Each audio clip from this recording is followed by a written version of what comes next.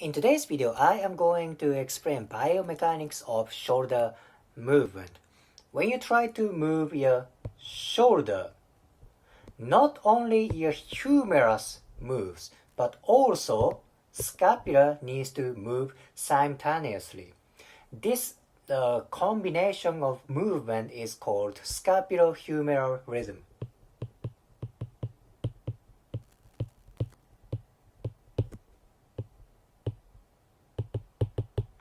Scapulohumeral rhythm. While your humerus moves 2, scapula needs to move 1. Okay, this ratio is 2 to 1. Let's change picture. So this is abducted position. This shoulder position is abduction, right? And let's say this angle is about 120 degrees, approximately 120. I said your humerus moves 2, while your scapula is moving 1. So let's do a little bit mathematics.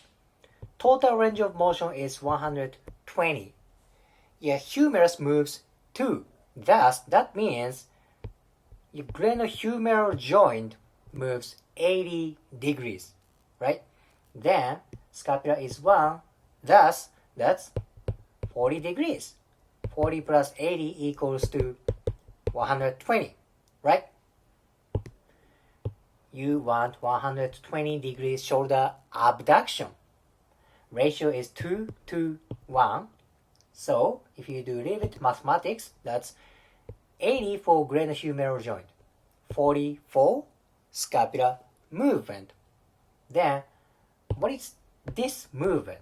This is different from neutral position, right? This is neutral and this is abducted position. Position of scapula is different, right? Scapula moved this way.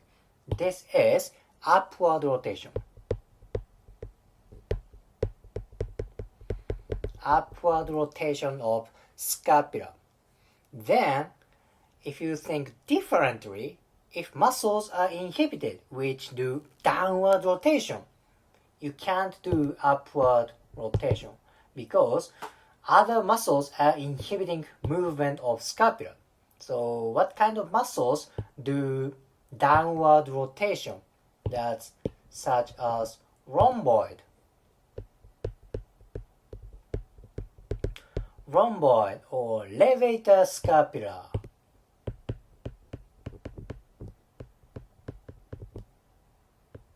Levator scapula, and famous one is pec minor. Pectoralis minor. These guys are downward rotation muscles. When they get tight, it's hard to do upward rotation, right? So I uploaded more details about scapulohumeral rhythm for other videos. So this is kind of a quick review. I want you to focus on this ratio, 1 to 2. Then if downward rotation muscles get tight, it's hard to do upward rotation. Now I want to put a little bit more information. When shoulder abduction is above 90 degrees, your shoulder needs to go to rotation position. That's external rotation. External rotation. It's natural movement to accomplish abduction. When you want to clap your hand over your head, your shoulder needs to go to external rotation. If you try not to do external rotation and go above 90 degrees, you can do that. Physically, you can do that, but that's not very smooth movement. Thus, you need good, smooth external rotation. Think about it. So, if internal rotation muscles get tight, you can't do external rotation, right? So what kind of muscles are they? It's like teres major, pectoralis major, pec major. pec major, and let's say deltoid, anterior fiber. There are few more muscles, but let's say 3 muscles.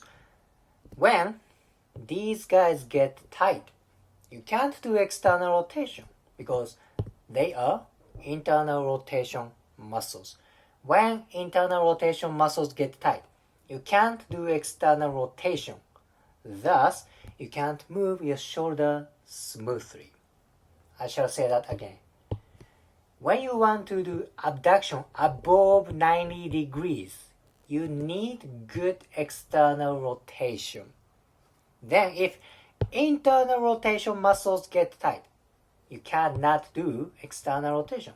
Thus, it's hard to do abduction. Again, of course, you can try to do abduction without external rotation, but that's not a smooth movement. You want external rotation for good smooth movement. This is second part, right? Above 90 degrees, you need external rotation. Then, next one bone needs to move simultaneously with shoulder. What is it? Now let me talk about it. This is anterior view. Your shoulder is on abduction position. Of course, scapula is upward rotation position. What is different? What is moving? That is your clavicle. In neutral position of clavicle, it's like this, right? It's obviously elevated. Now, you can analyze the same thing.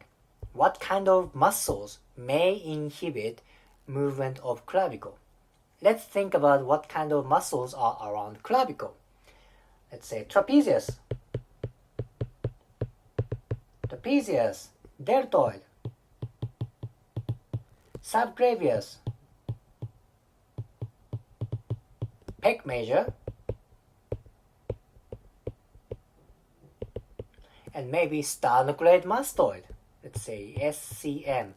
Sternocleidomastoid, attaches to clavicle. If these guys get tight, maybe your clavicle doesn't move. When this joint gets tight, you can't move your clavicle. This is sternoclavicular joint, right?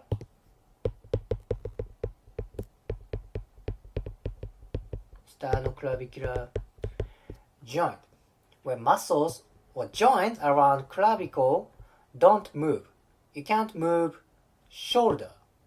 See, this is elevated position. This is neutral position. This is abducted position. See, your clavicle, scapula, and humerus need to move together. They need to move simultaneously to accomplish smooth movement of shoulder. In today's video, I basically explained about what scapulohumeral rhythm is.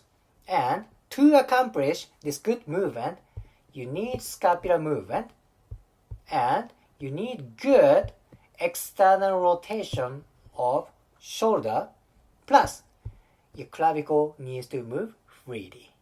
If you liked today's video, please hit the like button, comment and subscribe. See you next video.